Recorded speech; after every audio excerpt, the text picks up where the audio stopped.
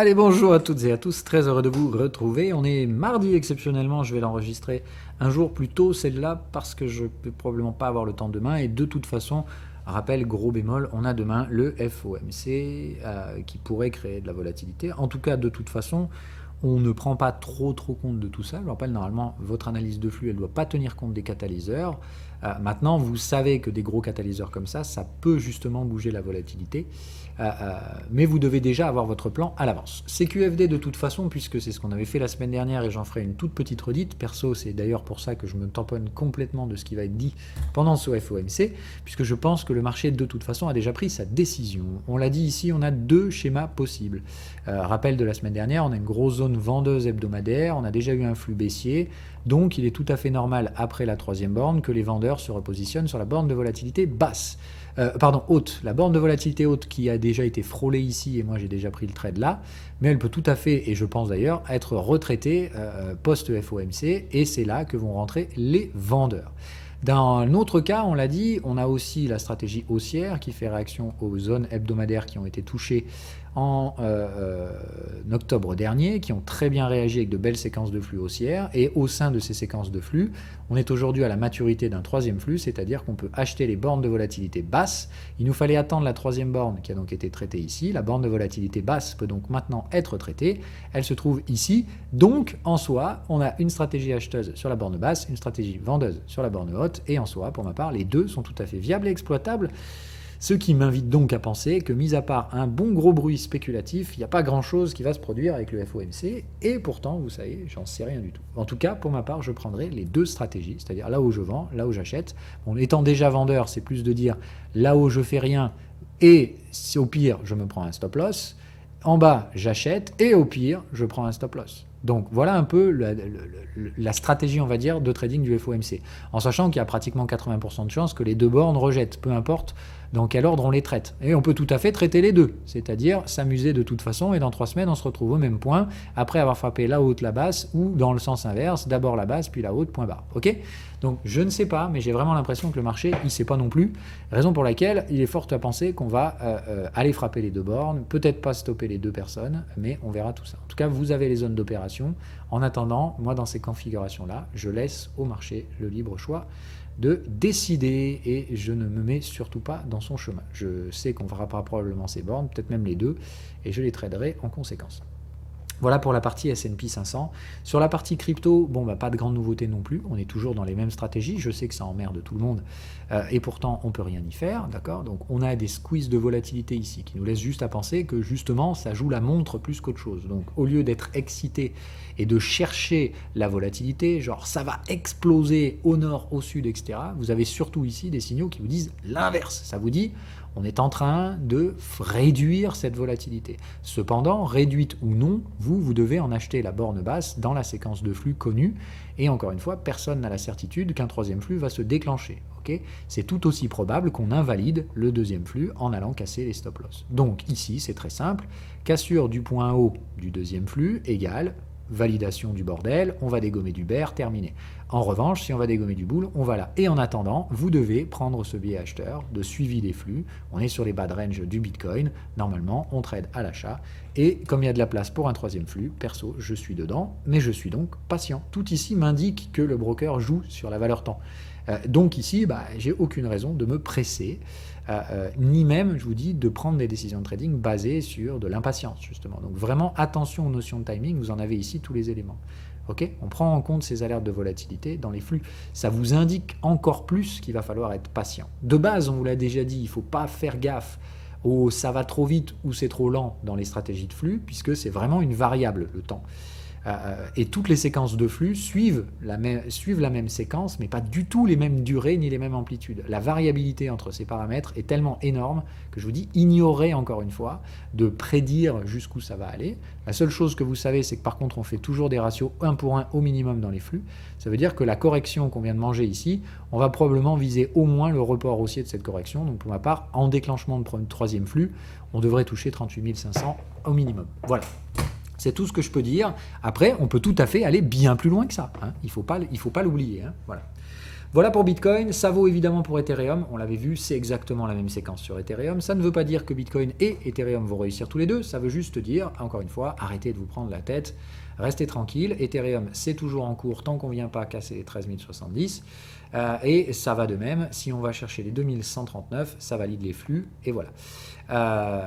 Et au-delà de ça, vous réfléchissez pas. Je sais que sur les réseaux, il y a beaucoup de gens qui vous disent que Ethereum doit surperformer ou sous-performer ou ceci ou cela. On s'en fout, hein, encore une fois. Jamais je vous ai parlé de corrélation et encore moins d'effet de pondération et d'extraction de rate of change. Donc, oubliez complètement toutes ces notions-là. Hein. Dans un flux, on traite ce qu'on voit et on ne se prend pas la tête. Ça vaut pour tous les actifs. Et ça va être un petit peu la notion ici. D'accord ? Moi, pour ma part, comme je vous ai dit, vous faites comme vous voulez. Mais moi, je traite des flux sur les autres actifs également. Alors, j'ai plutôt sélectionné uniquement ceux que j'ai déjà dans mon portefeuille pour éviter d'avoir à trader 50 actifs et surtout des actifs que je ne connais pas. Mais en soi, c'est un biais personnel que vous pouvez tout à fait ne pas avoir. Hein. Et je le dis, la stratégie de flux, elle n'est pas inhérente aux actifs que moi j'ai choisis. Elle fonctionne sur n'importe quel actif. Et du coup, c'est plutôt ce que je vous invite à faire. Donc l'exercice de la semaine pour ceux qui font des stratégies de flux, ce serait éventuellement d'aller vous taper les actifs dans le top 100 en market cap.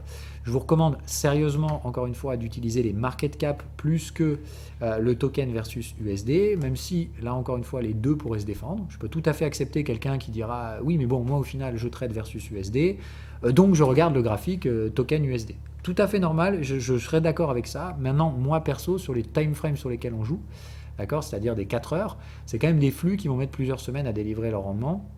Et sur ces UT un peu larges, pour ma part, il y a eu tellement d'inflation sur certains tokens l'année dernière qu'il est quand même important de cadrer votre gestion par rapport au market cap. Voilà. Maintenant, encore une fois, ça veut dire attention à ces fameux tokens. Si vous vous mettez dans des flux sur des tokens qui vont avoir d'énormes vesting schedules dans les prochaines semaines, attention, encore une fois, moi j'aurais plutôt tendance justement à regarder les market cap pour avoir le positionnement réel de la valeur de ces tokens. Bon, maintenant, si je fais cet exercice, d'accord, donc par exemple, on peut le faire pour n'importe quel token.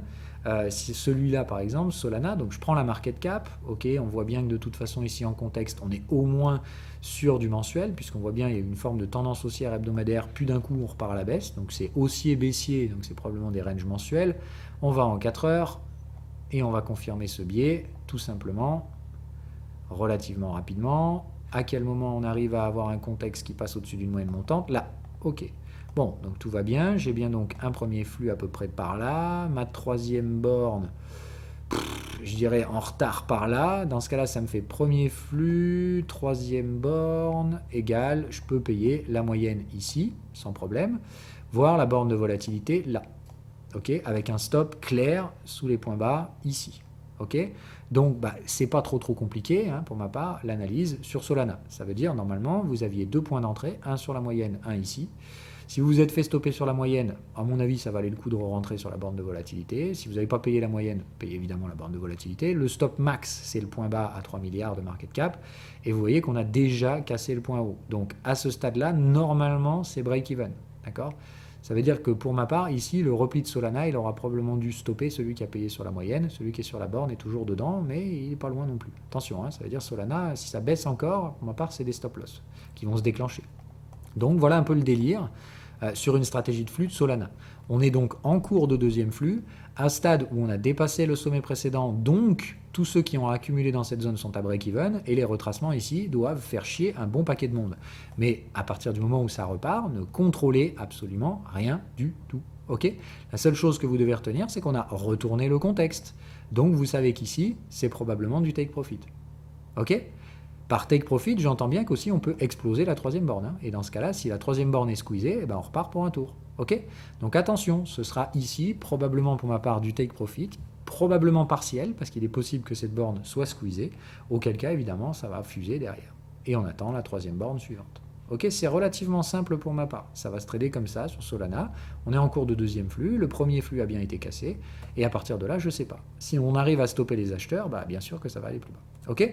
Je ne sais pas. Tout ce que je peux vous dire, c'est que par exemple, sur Solana, pour ma part, celui qui a tradé la borne de volatilité basse ici et qui a ses invalidations ici, il a normalement dû remonter son stop loss au niveau d'un break-even et il attend tranquillement, soit de se faire stopper, soit que ça relance. Il sait qu'il va falloir gérer son risque sur la troisième borne. Et vous voyez qu'ici, par exemple, le deuxième flux aura été extrêmement court. C'est tout, voilà. Mais vous savez que Solana, il y a une vraie zone de gestion sur les 10 milliards de market cap. Ici, les acheteurs vont avoir une question à se poser. Est-ce qu'ils prennent le risque de ça va squeezer et dans ce cas-là, je ne fais pas de take profit, ou justement, le deuxième flux a été très court, qu'à cela ne tienne, ce n'est pas à vous de décider, ça s'arrête à 2 flux, je prends mes profits ici et terminé. Ok? C'est à vous de voir, vous faites comme vous le sentez. Moi, personnellement, effectivement, je vais me limiter à un take profit partiel, puisque, effectivement, je pense que c'est ni plus ni moins qu'un flux qui va relancer. Voilà. C'est mon avis. Avalanche, bon, voilà, vous voyez qu'on fait des nouveaux plus bas. Donc là, écoutez, il n'y a pas grand-chose à dire, à part j'attends que les contextes se décalent au-dessus de la moyenne, c'est tout. Il faut ici que ça repasse au-dessus, et je rachèterai, après une troisième borne, la moyenne ou la borne de volatilité basse pour jouer le deuxième flux. Donc AVAX, pour l'instant, il n'y a même pas de début de stratégie. AV, hop, là, c'est un peu plus compliqué, mais ça semble quand même se faire. Ah, toujours pas. Allez, là, on pourrait dire qu'il y a un début de quelque chose. Donc pareil, ici, il y avait 2 stratégies. Attention quand même à l'alerte de volatilité, mais si vous aviez payé la moyenne ici, peut-être que vous avez mangé un stop et ça ne vous empêche pas de revenir derrière sur la borne de volate. Okay, théoriquement, ici, vous êtes borne de volate, le sommet n'a toujours pas été dépassé, donc vous attendez sagement. Votre invalidation, elle est sur les points bas, donc ici, qui sont pour l'instant pas encore déclenchés. Voilà. Et c'est ça, la seule chose. Ok, ça veut dire, AV, soit ça va chercher ici, ça va saouler ces 150 millions de dollars de market cap, soit ça va chercher 1,3 et ça déclenche vos stratégies. Et là, seulement là, vous pourrez vous mettre à break-even. C'est tout, voilà. Et ces règles sont quand même relativement simples, mais c'est vrai que c'est compliqué. La plupart du temps, vous n'arrivez pas à les respecter, alors qu'elles sont quand même extrêmement simples. Voilà pour ma part comment il faut faire. Et ça marche sur à peu près tout ce qu'il y a ici. D'accord ? C'est valable pour tout. Vous voyez qu'il y a différentes maturités et qu'il ne faut pas chercher à aller trop compliqué. Mais pour ma part, voilà. Moi, le conseil que je vous donne, en tout cas celui que j'applique moi sur mon trading, c'est de trader plutôt avec les market cap pour éviter d'avoir à m'emmerder avec les stratégies en dilution. Mais je peux tout à fait comprendre quelqu'un qui ne prendrait pas ce choix-là aussi. Ok ? Donc, regardez encore une fois, il y a différents tokens. Pour ma part, je vous l'avais dit, ceux qui ont refait des plus bas sur les dernières attaques en market cap, donc par exemple comme AVAX et tout ça, c'est des tokens qui vont devoir se relever pour recréer les premiers flux. Et j'attends qu'ils le fassent pour prendre en place des stratégies de flux éventuellement sur ces actifs-là. Au jour d'aujourd'hui, les stratégies sur lesquelles les flux sont possibles sont pas extrêmement nombreuses. Il y a éventuellement Chainlink, et encore je suis pas sûr qu'ils aient pas refait un nouveau plus bas. Il y a AV, il y a Solana, voilà, il y a tous ces trucs-là, et encore une fois, ça ne garantit pas que les flux vont marcher. Voilà, c'est tout ce que j'avais à vous dire pour aujourd'hui. Faites comme d'hab, prenez vos petits graphiques et faites vos analyses vous-même. C'est toujours mieux de trader avec ses propres décisions. L'avenir décidera si elles sont bonnes ou mauvaises, mais c'est 100 fois mieux que de trader parce qu'un mec sur YouTube vous a dit que ce token c'était le turfu. Ok ? Ça en soi, la plupart du temps, ces mecs soit sont incompétents, soit en tout cas ils jouent à la loterie. Et en fait, plus ils vous proposent de numéros, plus ils sont sûrs d'en taper au moins un qui est bon, et après derrière, ils font de la pub pour celui qui a bien marché, et ils passent sous silence ceux qui n'ont pas bien marché. Mais ça, encore une fois, c'est pas du trading. Ça s'appelle manipuler de l'information, et c'est tout, sauf un trading profitable la plupart du temps. Donc on fait attention, entre le trade influenceur et le trader, il y a une vraie différence significative. Ok ? Ceci dit, parlons peu, parlons bien, je vous laisse, je vous souhaite une agréable semaine, un bon FOMC. Donc attention, ça s'annonce volatile de par ce que je vois d'ores et déjà sur les graphiques. Donc vous laissez pas trop chambouler. Et ces 2 bornes de volatilité, autant la haute que la basse, me semblent intéressantes pour déclencher des stratégies de trading si ça vous intéresse. Voilà, allez, ciao ciao.